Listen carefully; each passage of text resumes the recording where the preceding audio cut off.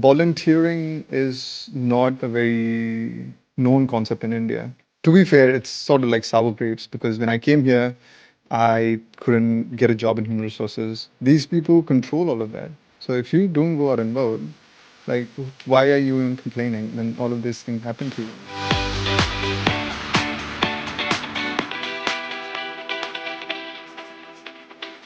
Here, Fano, here with another podcast and another great guest here in the studio. So let's introduce him and find out what his story and his passions. Brother Deepika, how are you? I'm doing great. How are you? I'm good, thank you. First, thank you so much for coming to the studio and having this opportunity to have a podcast with you. So I start always these questions with my guest. If I give you the mic to introduce yourself, how you want to introduce yourself? I'm a Wellingtonian. Mm-hmm. I am a unionist. And I am an ambulance officer. Right. Yeah. So we should start from the Wellingtonians first Yeah. story. And yep, go ahead. Tell us a little bit more. So you have been born, like you grew up here? Or No, you're born no, here, actually, or- my parents are from Kerala, India, Right, and they moved to Mumbai. right, And I grew up there. I studied my education there, right, studied hospitality, and I met my then girlfriend, now wife, there, and we decided to move to New Zealand. right. And then I came here to study human resources. Mm-hmm. I thought I would love it because I was very interested about human resources. And how did that turn out? Do you still love it? After I finished studying, I realized that I'll never want to work in human resources. Mm, I, it's a controversial opinion. I don't think human resources should exist. right. I That's think powerful. it is Why? because why do you think like that? I think the duties that people in human resources do, stuff that they do, it is just something that management should do. If you have a manager, they should have control over recruitment, career development, plans, all of those things. But for some reason, I don't know what historically, but I guess organizations grew and then those things were delegated to a different organization. Meanwhile, managers themselves ended up doing, I guess, operational work. It's not true of all the organizations, but I studied human resources and I actually learned a lot. I learned about organization skills, which I use almost every day. I learned Employment Relations Act of 2000, which has been super helpful. Um, yeah, to be fair, it's sort of like sour grapes because when I came here, I couldn't get a job in human resources. So because I studied hospitality, I ended up being a chef and a waiter at the James Cook Hotel. Right. Yeah, I did that for a while, and then applied jobs everywhere. Eventually landed a job at Wellington Free Ambulance, so I dispatch ambulances there now. Very grateful. In hindsight, it is very character building when you work in hospitality. Mm-hmm. You become humble. I came here, I fell in love with Wellington. Initially, obviously, it was a bit cold. In India, I guess average temperature is around 25 to 30 degrees. Here, average is what, I don't know, 12, 15 Yeah. degrees. And obviously, the wind doesn't help. Right. But I don't know, it feels refreshing. Now, when I go back to visit Mumbai, I miss the feeling of wind on my skin. Right. I see. It feels refreshing. So this is home. It's definitely home. And where's your favorite place in Wellington? Oh, I don't know where to start. Like you like a beach more or parks or I'm more of a bush kind of a guy. I don't really tramp or walk or anything like that, but just a decent walk up Mount Victoria, just the same routes. I actually love walking the streets of Wellington. yeah. Just seeing old buildings. Sometimes you see a street corner or, like a gully somewhere. I'm like, well, I've been here for like 15 years now. Why have I never noticed this? And I take some pictures, random pictures. I'm like, this is nice. It is. It's But a I beautiful guess city. above all, obviously, the water is good. Yeah. The hills are good. The weather is all right. It's good. but the people. That's right. Nothing beats people of Wellington. I've traveled almost all of New Zealand, but yeah, they're welcoming. It's like a warm hug every day. Nice. Yeah. So on that one, you mentioned people, and I had a chance to see you in a couple of events. Or every time when I was meeting you, you are either trying to support a cause in the society and support people to stand up for, a great cause that help community and people. So my question to you will be around why you do that, why you try to help to do campaigns. Was the word campaigns? Campaigns, yeah, Campaigns. different campaigns, Wow, I yeah. guess. So what's the passion there? Why you do that? I guess campaigning is one aspect of community service. So, volunteering is not a very known concept in India, because in India, like, for example, I used to work intern at JW Marriott Mumbai, a 5-star deluxe hotel, right? I used to work there 6 days a week, 15 hours a day. I used to travel for 5 hours a day. So that leaves me 4 hours to eat, sleep, see my family. So you cannot really do anything else. But once, Maslow's needs of hierarchy, right? Like, once I got my basics done here, once I got a decent job, I paid all of my loans, became a resident, became a citizen, had a decent enough job, I'm like, maybe there's more to life than just sitting home, eating junk food and watching TV, right? I started volunteering in different places, at soup kitchen. There's this social enterprise called Roadworn. We make accessories out of recycled bike parts. It's made by the marginalized. They design accessories, they sell it, they keep most of the profits.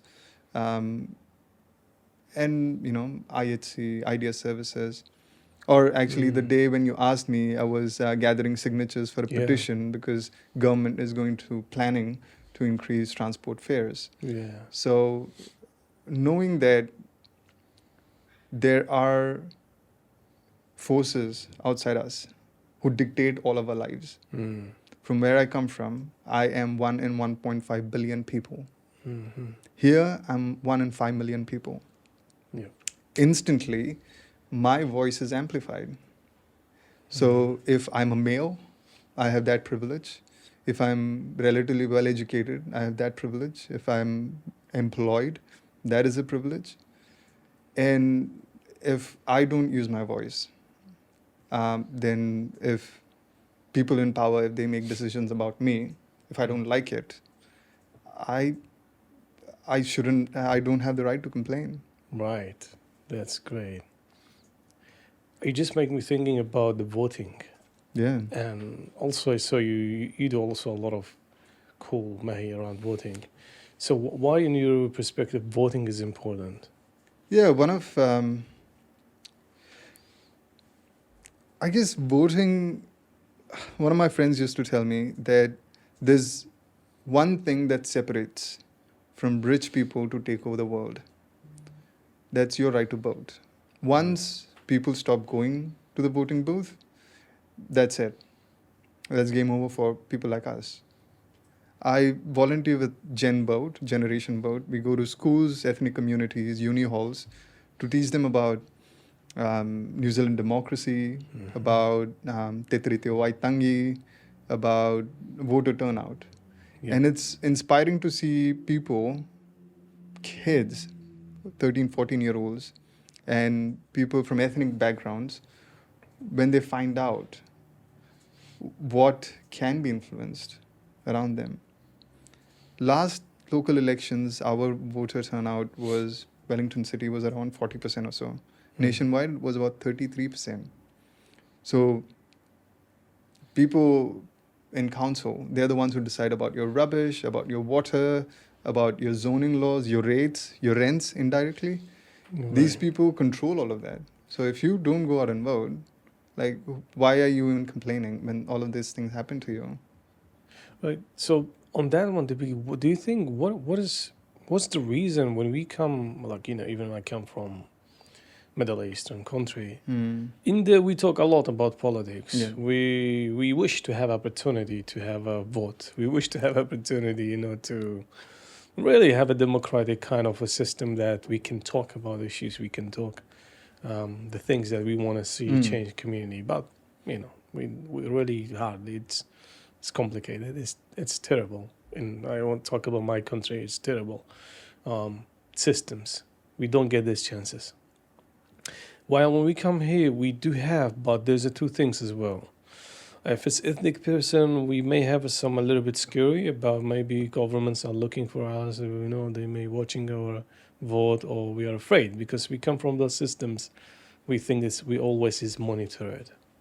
But then you have other people, you find them, well, everything make it easy. Even I think they vote by mail. You don't need to go. Yeah. And there's still people don't want to vote or don't want to involve. Why? What is this? Any thoughts around You that? touched on a very major aspect as well, because from where we come from, the way, I guess your experience is different than mine. Definitely. Yeah. Mine, I didn't vote in India, but it's sort of rigged.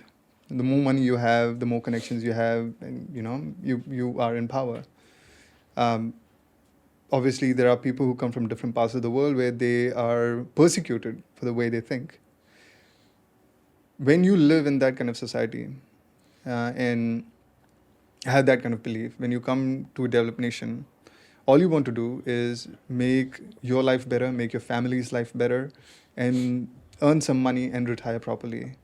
This country gives you everything. It gives you free, well, at least this city has free water for now. It has clean air. It has clean water, good roads, and everything just seems to happen. Yeah. One of the things also that separates our nations, I'm going to put us in a bucket, for developing nations per se, and this nation, is the way we vote or how our parliament is structured. So, for example, our parliament is something called MMP, Mixed Member Proportional System. Yeah. From where we come from, at least where I come from, it's FFP, first past the post, which means that, the more votes you get, you win. It seems very simple, but it's actually not that case.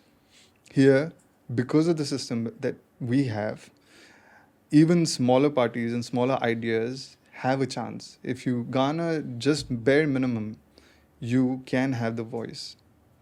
So let's say you decide that all dogs are going to be blue from tomorrow, if you have enough voice, if you have enough support behind you, you will have the chance to voice your opinion in the biggest house in New Zealand. And it's not just that, but also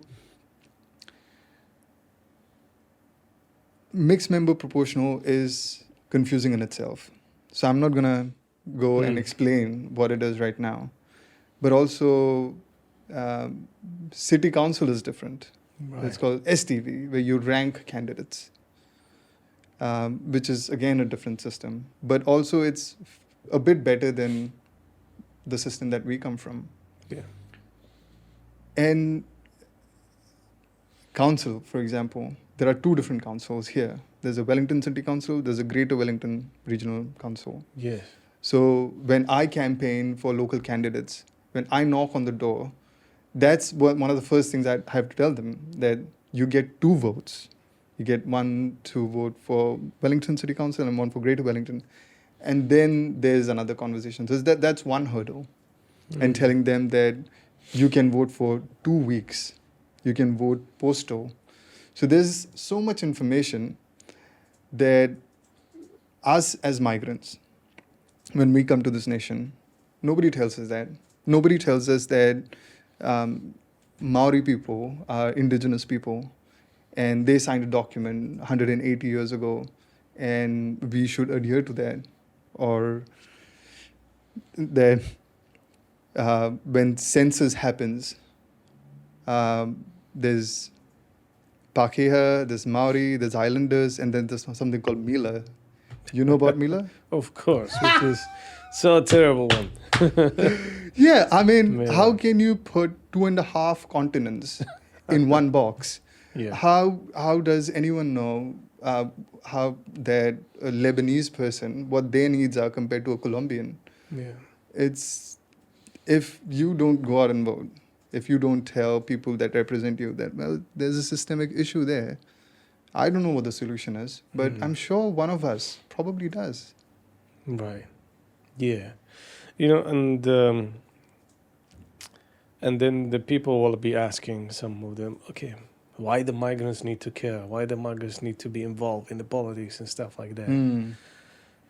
I think because migrants is the one who are building this country.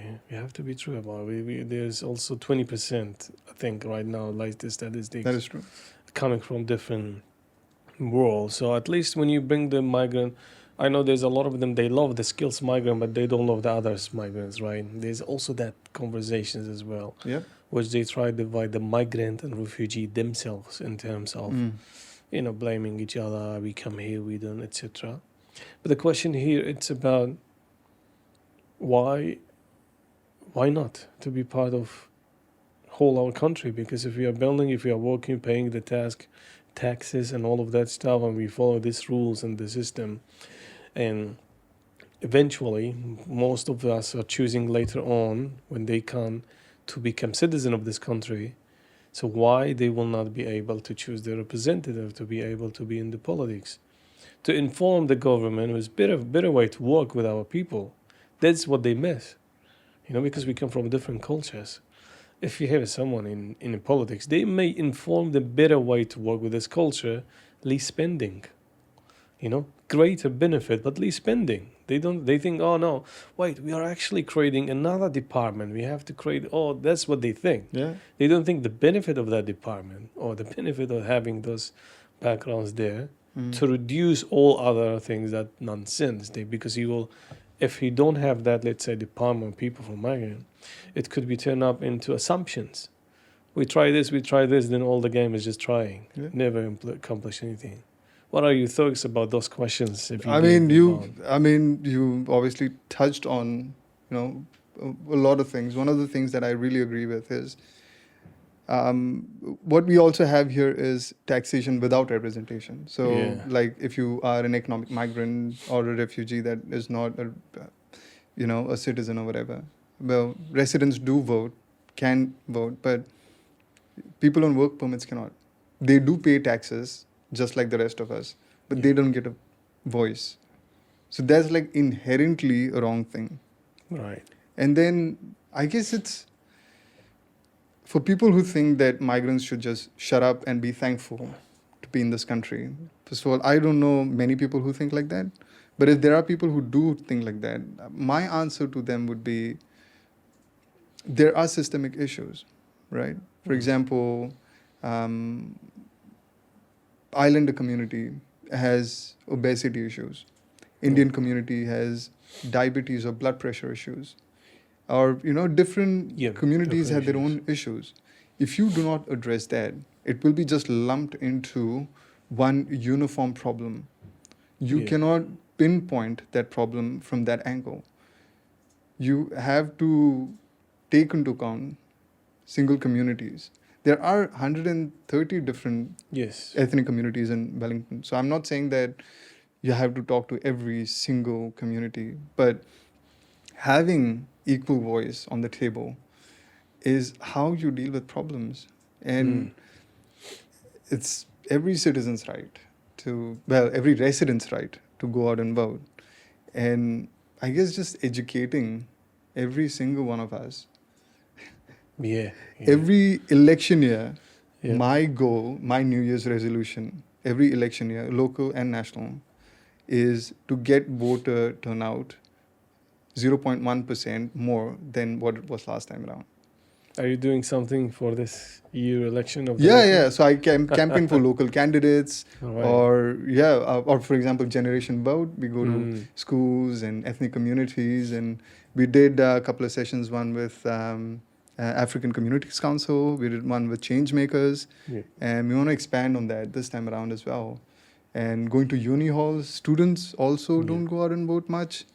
And Cool. yeah, Maybe we look forward, or maybe let's see when times come, we may do another podcast, talk about it more. Maybe we'll see. But Deepak, I want to ask you more about the mental health area. yeah. First, I know you have some experience like working or supporting. How important is mental health for our communities, and can relate it to the work experience, or just in general, in your perspective, how you think that mental health in this country, how much is important? Mental health has had this growth. Mental health wasn't talked about in the past like 20, 30 years or so. In the last 10, 15 years or so, it's imbibed in the zeitgeist now. Now Yeah. everybody talks about it, which is good, because a lot of things that happened in our past was probably because people didn't address those things. Yeah. If I can share a personal story. Yep. All right. When I was growing up, I was 11 or so, 11, 12 or so. In India, it's all about academics. And I was not really good at it. I didn't really study much. But my parents obviously were having some sort of trouble, and I thought that it was because of me. And I thought, you know what? I think I'll just solve the problem. I'll just kill myself. 12, 13, 11, 12-year-old thinking killing themselves is not really, logical. Yeah. But, in India, after you study, after schools, you have coaching classes. It's like a business. It's an enterprise. Right. So at 12 o'clock, my school finishes. At 2 o'clock, my coaching classes starts. I come home. I'm like, you know what? I'm going to kill myself today. And I was like, what should I do? I should probably hang myself So I thought I'll take some sheets, and, every Indian home has a ceiling fan. But then I couldn't figure out the whole logistics of it. It seemed high up, and if I broke my fan, my dad will come home and beat me to death at night. So I'm like, I don't want that. Like, fine. Wow. I'm like, change of plans. I'm going to stab myself. So I went to the kitchen. I took a knife. I tried to stab myself, but it was too pokey. Like, it's no, not happening. And then my house used to be infested with cockroaches. And there are different ways to kill cockroaches. There's chalks, spray, salts. And we had a different kind of poison. It looked like sugar. So I'm like, I'm just going to eat that. And I ate it, but it was tasteless. I couldn't taste much. So I'm like, I'm going to dissolve it in water and drink it. I tried to do that, but it was still tasteless. But I still drank it. And I was looking at my watch, half an hour gone, an hour gone. I'm like, what's happening? I've seen in TVs that when people ingest poison, they tend to vomit.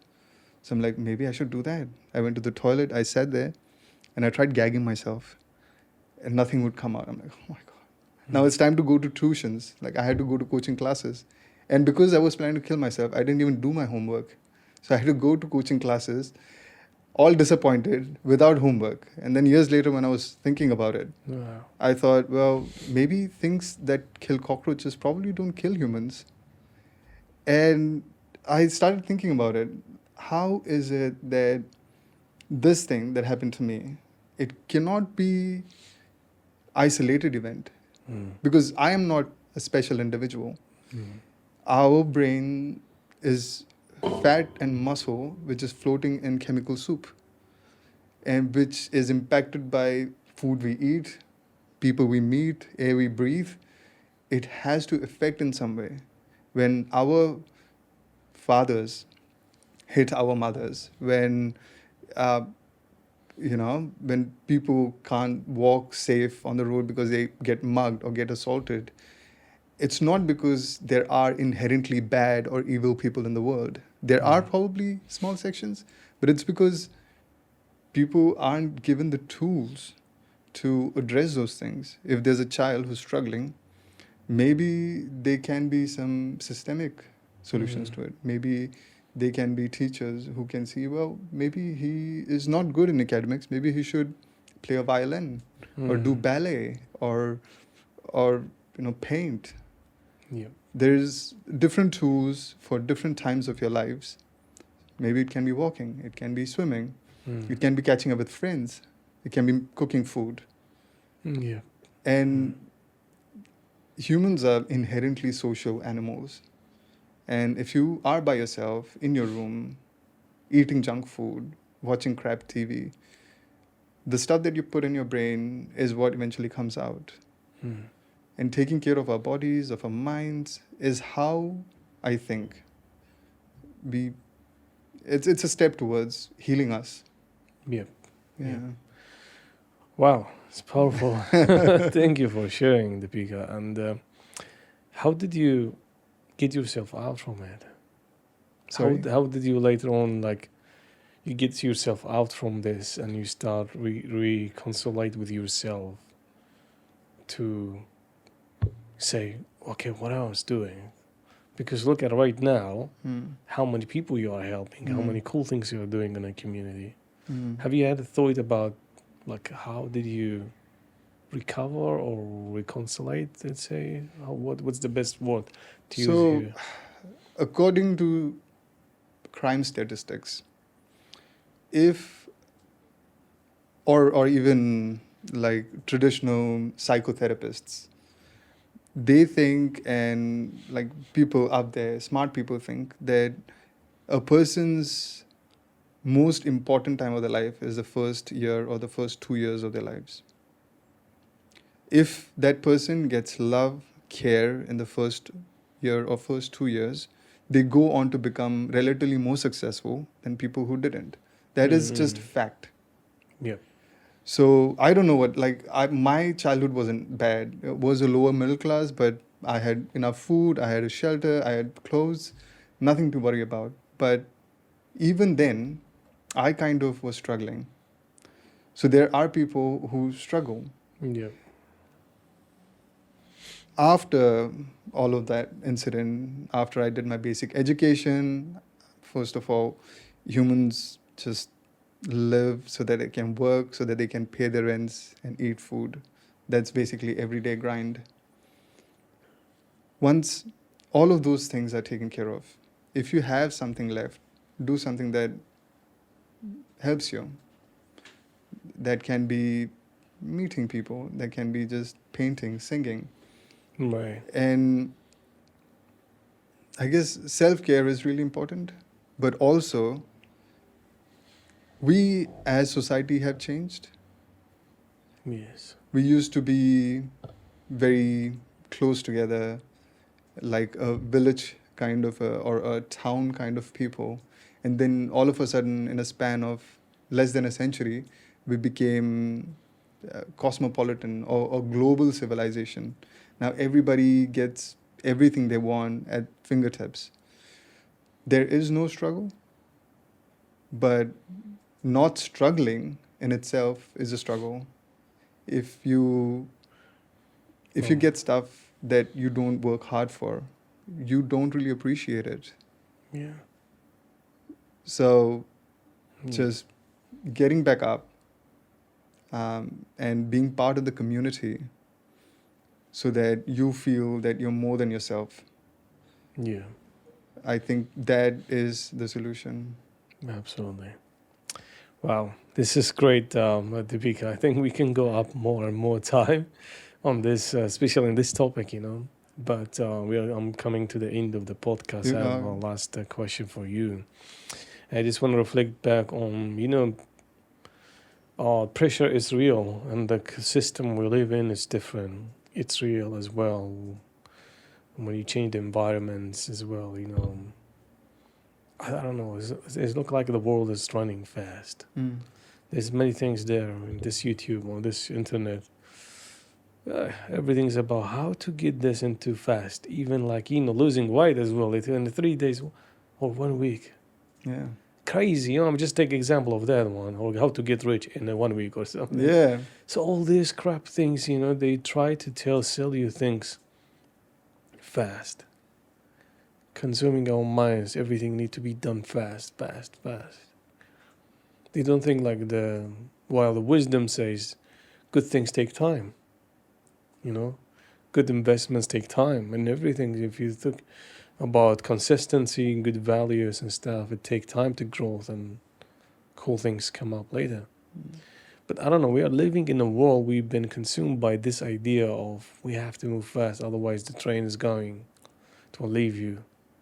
So I would say that is not true. So anyone who's listening there, I think take a moment, take your time, leave your age, leave your whatever you are. If you're a student, you're a mother, you're a father, you are a brother, you are a kid, enjoy this first. There will be time that will never finish. Work will never finish. Because if you finish then work, then another work come, then another work come, another work come, right? It's always like that. There's everything. I think a balance is be good. To live the life, live the moment. Otherwise, I don't want to use this term. We will not survive, you know. If we keep competing or if we keep not putting ourselves into value, we forget the value. It's all about now showing off. It's all about fast things. Let's get it done. While we're getting into millions of debts and problems and stuff like that, you know. So I just love to reflect that. But again, I'm inspired by the quarter. I want to talk more. But I want to ask you the last questions before ending this podcast about what is one thing make you keep going?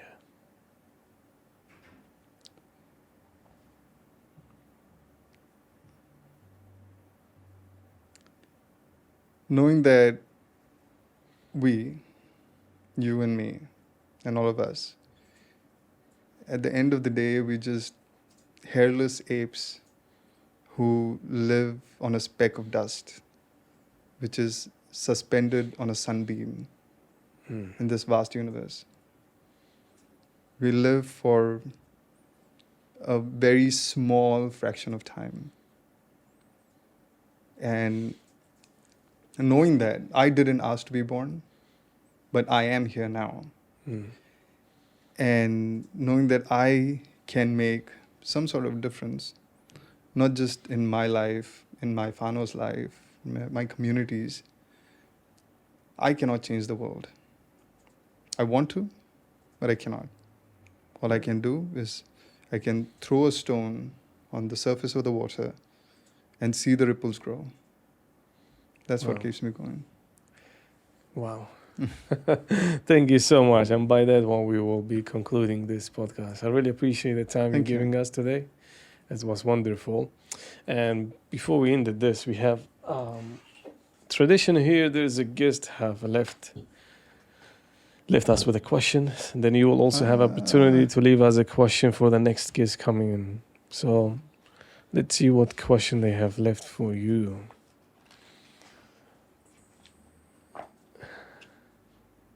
I think it's similar to the last question that I asked you. I just open it up. I don't open up. It says, what drives you or what sustains you?